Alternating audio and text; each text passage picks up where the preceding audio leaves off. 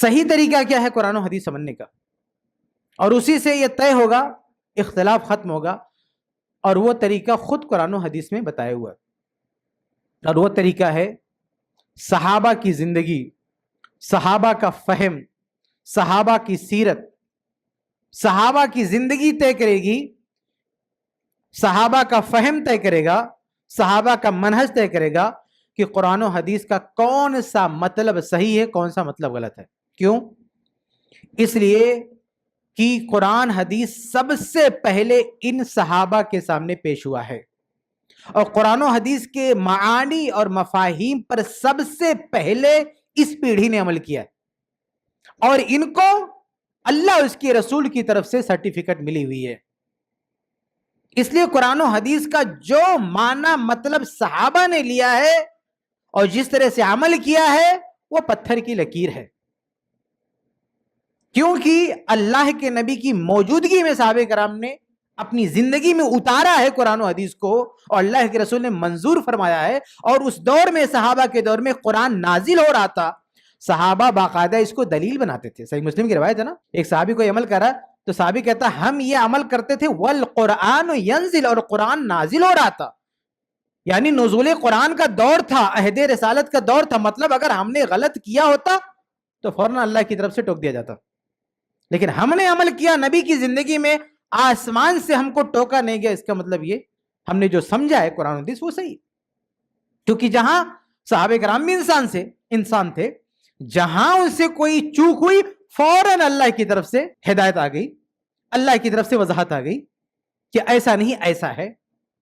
تو صحابہ وہ جماعت ہے جن کے فہم کو، جن کے ایمان کو معیار قرار دیا ہے اللہ نے بھی، اللہ کے رسول نے بھی۔ آپ قرآن کی آیت دیکھیں، سورہ بقرہ میں اللہ کیا فرماتا ہے، فَإِنْ آمَنُوا بِمِثْلِ مَا آمَنْتُمْ بِهِ فَقَدْ اهْتَدَوْا۔ اللہ کہتا ہے کہ اگر یہ دنیا والے ایمان لے آئیں، ایمان لانے کا کیا مطلب ہے؟ اللہ کو مان لیں، رسول کو مان لیں، قرآن کو مان لیں، حدیث کو مان لیں، لیکن کیسے؟ فَإِنْ آمَنُوا بِمِثْلِ مَا آمَنْتُمْ بِهِ، اس طرح سے ایمان لائے جس طرح اے صحابہ تم ایمان لائے ہو۔ آپ دیکھیں قرآن کتنی بڑی بات کہہ رہا ہے، صحابہ کرام کو معیار قرار دے رہا ہے کہ اگر دنیا والے ایمان لائیں، یعنی قرآن و حدیث کو مانیں، کیسے مانیں؟ کشف و کرامات سے، خواب و خیالات سے، عقل و تجربات سے، تقلید شخصیات سے نہیں، بِمِثْلِ مَا آمَنْتُمْ بِهِ، اس طرح ایمان لائے جس طرح اے صحابہ تم ایمان لائے ہو، فقط اہتدوا، تو یہ ہدایت پر آگے۔ اور یہی بات حدیث میں بھی ہے، تاریخ واسط کی روایت ہے صحیح سند سے، اللہ کے رسول صلی اللہ علیہ وسلم فرماتے ہیں پہلی قوموں میں 72 فرقے ہوئے، ہماری اس قوم میں 73 ہوں گے، سب گمراہ ہوں گے سوائے ایک کے۔ صحابہ نے کہا وہ اس کی علامت کیا ہے، وہ کون ہوں گے؟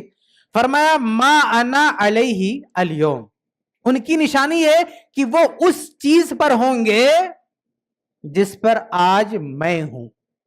اللہ کے نبی صلی اللہ علیہ وسلم اس وقت کس چیز پر تھے؟ دو چیز تھی، قرآن اور حدیث۔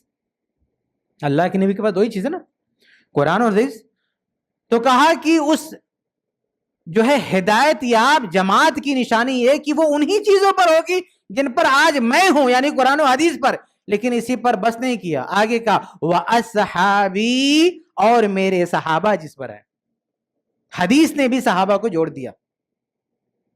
تو یہ اس کو ہم کہتے ہیں فہم سلف، اس کو ہم کہتے ہیں صحابہ کا فہم۔ تو قرآن و حدیث کو سمجھنے کا، دین کو سمجھنے کا صحیح طریقہ یہ ہے کہ جیسے صحابہ نے سمجھا ہے ویسے سمجھو۔